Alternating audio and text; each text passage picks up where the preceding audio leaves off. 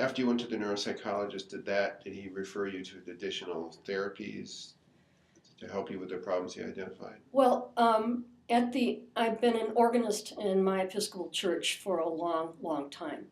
And I guess by the end of January or the beginning of February, I went back to that job because music had never left. And one of the things I want to stress for me is that here's this single woman with a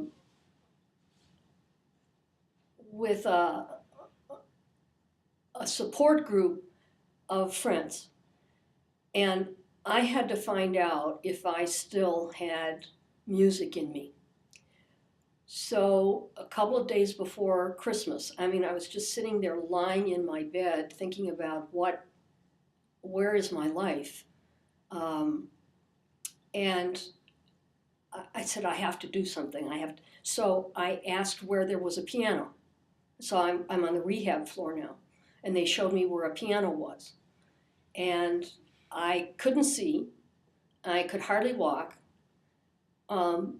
But I played the piano from memory. And my fingers knew where they were supposed to go, because that's such old learning. And so then I thought, okay, I can do that. Now, can I sing? And I sang a couple of Christmas carols. And it was a very frail, faulty voice, but I knew I could. And that was the time where I knew I was still me. It didn't matter if nothing else worked. I still had music in me. The most important part of you was still The there. most important part. And I also still had my sense of humor, which has got me out of trouble and gotten me through divorces all the time. So Santa came on the rehab ward on Christmas Eve. And I said to him, well, Santa, you're going to have to train Rudolph better because the sleigh cut my head open. And the nurses just went ballistic. And so when I thought those things, I thought, your life is back. You don't know anything else. So I went back to being an organist. And I made lots of mistakes, but that was very good cognitive stuff because you have to look at the music, you have to make your fingers go, you have to make your feet go for the pedals. So you're doing about 4 things at the same time.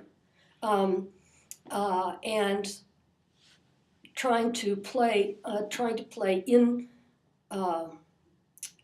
the hymns so that people can sing with them. But there were lots of things I couldn't do. And for people that know music, this will be funny. I was playing a hymn and it was in A major, okay? And I wanted to change it, and they call modulating, putting it up. And I said, okay, now I'm going to play an A sharp major. Well, there isn't an A sharp major. It doesn't exist. But my brain said, well, let's go find it. Well, so I had to slow everything down to keep things going. That was the cognitive stuff that I...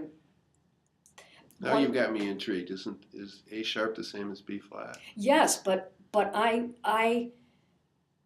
it was my brain saying it's a half step up. So half step up from A is B flat. I could not have had the concept of B flat at that time.